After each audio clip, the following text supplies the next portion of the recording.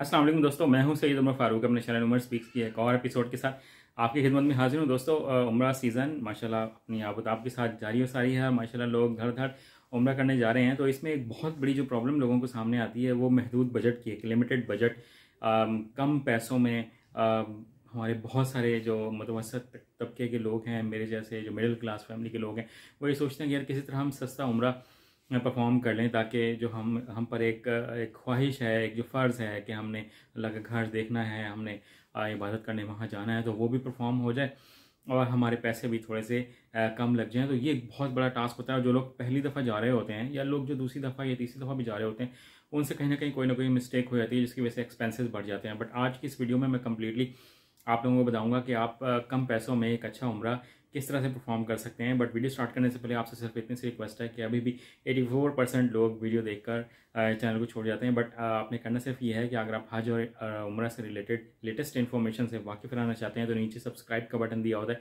उसके जस्ट आपने क्लिक करना है और इसका कोई पैकेज लेना नहीं पड़ता और खर्चा भी कोई नहीं होता।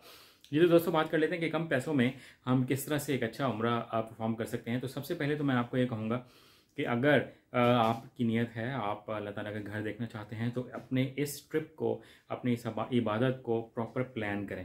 और अब वैसे ही 90 डेज़ का वीज़ा मिलना स्टार्ट हो गया, तो अब ये नहीं होता कि यार मुझे हरी अप काम करना है, जल्दी जल्दी वीज़ा लेना है और फ़ौरन निकल जाना है। अगर आपका फ़ौरन प्लान बना है तो उसमें तो आप कुछ नहीं कर सकते। बट अगर आप थोड़ा सा प्लान करके चले ना, तो आप बहुत सारे पैसे बचा सकते हैं। एक तो सबसे पहले आपने करना है क्या है कि अपना छोटा सा ग्रुप आप बना लें, कि कम से कम भी आपके जो फैमिली मेम्बर्स हैं या कोई दोस्त आपके साथ मिल जाएं, कोई रिलेटिव्स मिल जाएं, वो आप 6 बंदे तो कम से कम हों, 5 से 6 बंदे हों, 5 बंदे तो कम से कम हों, ताकि आपको रूम जो है वो किसी और के साथ शेयर ना करना पड़े। आप एक ही रूम में खुद ही अपने रिलेटिव्स जो हैं वो रह लें, तो उससे आपकी बहुत ज़्यादा बचत हो सकती है। ये टिप नंबर 1 है। देन टिप नंबर जो सेकंड है वो ये कि आप जब भी प्लान कर रहे हो कि मैंने उम्रा करने के लिए जाना है, तो आप ये देखें कि आज का जो वीज़े का रेट है वो क्या है। और स्पेशली मैं अगर आज की बात करूं तो आज 3 सितंबर है, तो आज का जो वीज़े का रेट है वो 835 रियाल है, जो अब तक का सबसे कम तरीन रेट है। और इस वक्त आज का जो रियाल का रेट है वो 59.5 यानी कि 59 रुपये 50 पैसे का एक रियाल है। तो इस वक्त इस सीज़न का ये अब तक का कम तरीन रेट है। तो आज के दिन में जो जो लोग वीज़ा एटलीस्ट लगवा लेंगे, और उसके साथ मैं आपको फैसिलिटी ये भी बता दूं कि वीज़े के साथ आपको फुल ट्रैवल सपोर्ट मिलती है, कि आप का पिक एंड ड्रॉप हर जगह से मिल जाती है। उसमें होटल तो नहीं होता, रिहाइश नहीं होती, बट वीज़ा के साथ आपको ट्रैवल ज़रूर मिल जाती है।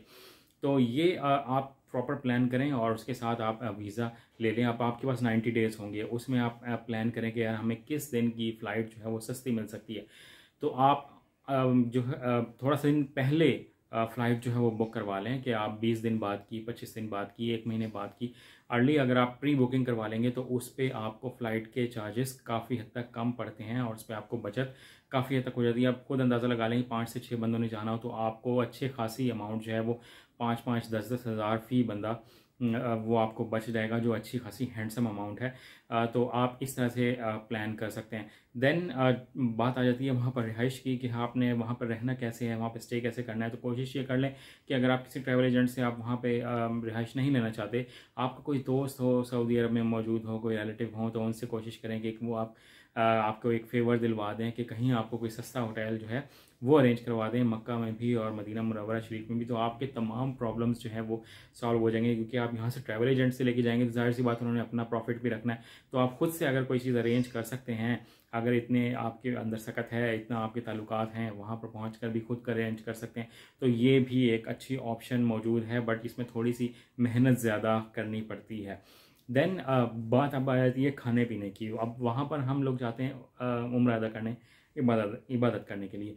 खाने पीने की तो सारी ज़िंदगी पड़ी है, तो हमें कोई बहुत लेविश खाना खाने की वहाँ पर ज़रूरत नहीं है, क्योंकि आपने वहाँ पर रियाल में पे करना है, रुपीज़ में पे नहीं करना। कोशिश ये करें कि वहाँ पर जितने भी पाकिस्तानी या इंडियन होटल्स हों, आप उनको सर्च आउट करें, उनसे अपना खाना लें। और वहाँ पर 10 से 15 रियाल, 15 रियाल का अब तकरीबन हो गया रेट, 15 रियाल तक का आपको एक खाना मिल जाता है, जो एक खाना 2 बंदे तो आराम से खा लेते हैं। रोटी उनकी साइज़ थोड़ा सा बड़ा होता है।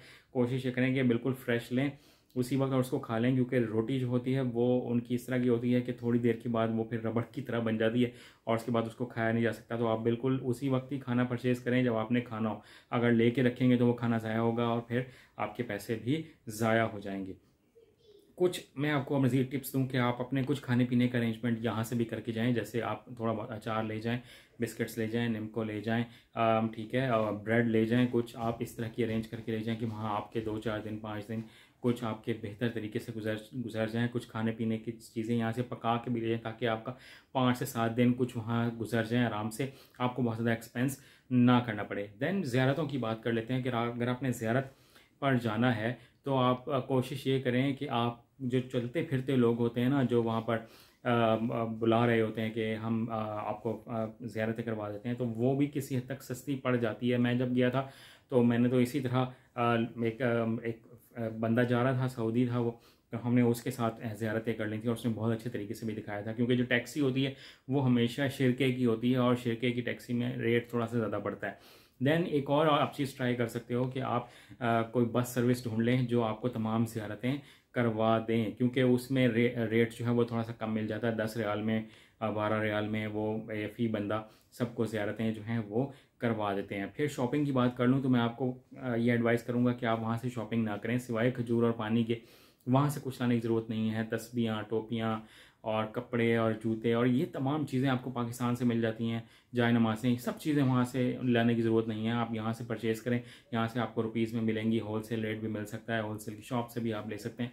तो वहाँ से बहुत ज़्यादा चीज़ें शॉपिंग करके लाने की ज़रूरत नहीं है। एक तो आपको वज़न फिर मैनेज करना थोड़ा सा मुश्किल हो जाएगा और उसके अगर आपको चार्जेस पे करना पड़े तो वो और ज़्यादा एक्सपेंसिव पड़ेगा। तो ये मेरी कुछ टिप्स हैं। अगर आपको मज़ीद कोई क्वेश्चन पूछना चाहते हैं तो आप कमेंट सेक्शन में पूछ लीजिएगा। चैनल पर अगर नए हैं तो चैनल को सब्सक्राइब कर लीजिएगा और उम्र पर जाएँ तो मुझे अपनी दुआ में ज़रूर याद रखिएगा। अल्लाह हाफ़िज़।